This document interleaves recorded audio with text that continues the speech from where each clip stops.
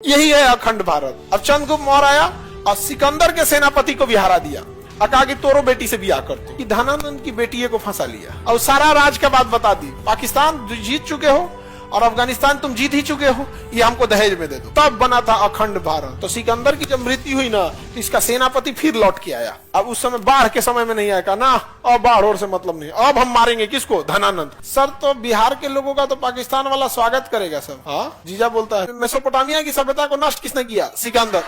सिकंदर यहाँ से नष्ट करते हुए आया, फिर ईरान की सभ्यता को नष्ट किया, फारस को, फिर यहाँ पे राजा पोरस को हराया, फिर यहाँ पे एंट्री किया। अब भारत में एंट्री करना चाहता था कौन, सिकंदर। लेकिन यहाँ पे ना ब्यास नदी में बाढ़ आया हुआ था, भयानक बाढ़ आया था। और बाढ़ आ जाता है इधर तो 2-3 महीना तो ऐसे डिस्टर्ब कर देता है। और वो लड़ते हुए आया था सिकंदर यहाँ से, इसलिए उसकी सेना थक चुकी थी कि भाई साहब कितना लड़ेंगे, हम मेसोपोटामिया की सभ्यता नाश दिए, फारस की सभ्यता नाश दिए, फिर इधर अफगानिस्तान में आए। अफगानिस्तान में आया ना तो उसको 3 साल लग गया अफगानिस्तान वालों से लड़ने में। अफगानिस्तान वालों को लड़ना ही बहुत मुश्किल है, असंभव। अफगानिस्तान को ग्रेवयार्ड ऑफ द एम्पायर कहा जाता है, जो यहाँ आता है वो बर्बाद होके जाता है। सिकंदर 3 साल लगा, नहीं लड़ पाया। सिकंदर की मम्मी ने सिकंदर को डांटा था कि तुम्हें एक जगह तुमसे कब्जा नहीं हो रहा है। तो ऐसा इतिहासकारों ने ऐसा कहा कि उसने अफगानिस्तान की एक मिट्टी उठाया और उसको भेजवाया अपने घर में और माता जी से कहा कि इसको मोहल्ले में छिड़कवा देना। तो अफगानिस्तान की मिट्टी लेके उसने अपने मोहल्ले में छिड़काया सिकंदर की माता ने। तो उसके मोहल्ले में कभी लड़ाई झगड़ा नहीं हुआ था, मटिया छिड़कने के बाद डेली लड़ाई होने लगा। अब इतिहासकारों ने लिखा है, उस समय कौन जाता है, जो लिखा है आदमी बता रहा है उसको, मतलब भाग्य से मजदूर उधर में गया, भाग्य से कहा गोली चला रहा है। तो यहाँ से इराक सिकंदर गया, अफगानिस्तान पार करके फिर कहाँ आया, भारत। भारत में पंजाब जीत लिया, राजा पोरस को क्या कर दिया, हरा दिया। पंजाब के बाद जब इधर आ रहा था तो ब्यास नदी पार नहीं कर पाया। और यहाँ धनानंद था, कौन था, धनानंद। धनानंद दारू पी के सो रहा था, धनानंद दारू पी के सो रहा था। तो चाणक्य आए, कहें कि दारू छोड़िए। तो सिकंदर यहाँ दहलीज पे आ गया है, आप सेना लेके रेडी रहिए। तू भगा दिया उसको, लात मार के भगा दिया, भाग यहाँ से, हमको आता है सिखाने, हमारे पास इतनी बड़ी विशाल सेना है, सिकंदर आ ही नहीं सकता है। वो तो प्राकृतिक कारण था कि सिकंदर लौट गया बाढ़ के वजह से। और उसकी सेना इतनी दूरी आएंगे तो थक नहीं जाएंगे जी, लड़ते लड़ते लड़ते लड़ते थक गई थी सेना, सेना भी वापस लौट गई। और यहाँ धनानंद जो था उसने किसकी बेइज्जती किया था, चाणक्य का। तो सिकंदर यहाँ से लौटा, और जब सिकंदर लौट रहा था तो यहीं पे सिकंदर की क्या हो गई, मृत्यु हो गई। सिकंदर लौट रहा था तो सिकंदर की मृत्यु कहाँ हुई है, बेबीलोन में। कहाँ हुई है, बेबीलोन। लेकिन सिकंदर का सेनापति लौटना नहीं चाहता था। तो सिकंदर की जब मृत्यु हुई ना तो इसका सेनापति फिर लौट के आया, अब उस समय बाढ़ के समय में नहीं आया ना, अब बाढ़ और से मतलब नहीं, अब हम मारेंगे किसको, धनानंद को। लेकिन धनानंद किससे दुश्मनी ले लिया था, चाणक्य से। चाणक्य ने अपना शिष्य तैयार किया, चंद्रगुप्त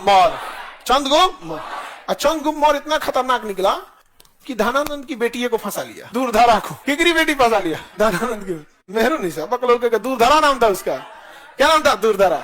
और सारा राज का बात बता दी, सारा राज के बाद बता दिया, जाके मार दिया किसको, धनानंद को। और यहाँ राजा कौन बन गया, चंद्रगुप्त मौर्य। इधर इस सिकंदर का सेनापति आ रहा है, कह रहा कहाँ है धनानंद, का ससुर जी गई लो। वहां कौन बैठा था, चंद्रगुप्त मौर्य।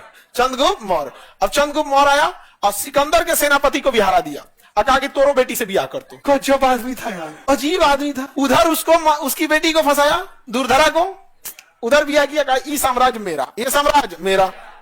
इधर सिकंदर के सेनापति से लुकस को हटाया, इसकी बेटी कार्नेलिया से ब्याह कर दिया, कहा इधर दूरधरा इधर कार्नेलिया। कहा कि पाकिस्तान जीत चुके हो और अफगानिस्तान तुम जीत ही चुके हो, ये हमको दहेज में दे दो। दहेज में दे दो। तब बना था अखंड भारत। यही है अखंड भारत। नहीं समझ आ गया, अखंड भारत का पहला राजा चंद्रगुप्त मौर्य। सोचिए यहाँ पे फंसा कैसे लिया। मेसोपोटामिया की सभ्यता समझ में आ गया। चलिए अब मेसोपोटामिया के आगे। सर सिकंदर अपनी बेटी को लेके नहीं आया था। सिकंदर अपनी पत्नी को लेके आता था, हेलेन। वो अपनी पत्नी को, रेक्सोना नाम था उसका, क्या नाम था, रेक्सोना। पत्नी को लेके आता था। जिस राजा को हराता था ना उससे राखी बनवाता, राखी बन फंस गई तो राखी बन। उससे क्या बनवाता था, राखी बनवाता था। राजा पोरस को हराया तो पोरस से राखी बनवाया और कहा कि देखो अब तो तुम राखी बांध दिए, क्या बांध दिए, राखी बांध दिए, तो ये तुम्हारी बहन हो गई। सिकंदर कहता था तो हम तो जीजा हो गए, अब जीजा की रक्षा करना तुम्हारी जिम्मेदारी है, अब तुम हार चुके हो, मेरी सेना में आ जाओ, अगली लड़ाई लड़ते हैं। तो सिकंदर ऐसे लड़ता था। धना और अपने चंद्रगुप्त मौर्य का तो कंसेप्ट दूसरा था, बेटी फंसाओ, ससुर बनाओ, आगे बढ़ो। उसका अपना कंसेप्ट अलग था। यही कराने वाला था कुम्हरार का, एक कुम्हरार है ना, यही कराने वाला था चंद्रगुप्त मौर्य। ये कोचिंग के पीछे नहर टपिएगा तो बाजार समिति आ जाएगा, बाजार समिति के पीछे रेलवे लाइन है, रेलवे लाइन टप के उस पर जाइएगा तो कुम्हरार आ जाएगा। वहीं रहता था कौन? चंद्रगुप्त मौर्य। इसी सड़किया पे टहलता था। ये सड़क उसके लिए था, राजा के चलने के लिए, इसलिए उसका नाम था राजपथ, अशोक राजपथ। क्या नाम था? अशोक राजपथ। अशोक राजा था, उसका पोता था चंद्रगुप्त मौर्य का बेटा बिंदुसार, उसका बेटा अशोक। तो चंद्रगुप्त मौर्य का पोता कौन था? अशोक। तो उसने अपने लिए सड़क बनाया था गंगा के किनारे, कहता हम चलेंगे, मरीन ड्राइव मेरा है। बाद में गंगा नदी घसक गया दूर तो मरीन ड्राइव दूर बनाना पड़ा और उस पर अकेले चलता था अशोक राजपथ। वह पूरा उस पर चलता था। आज उस पर ई रिक्शा चलता है। अशोक राजपथ है ना जी।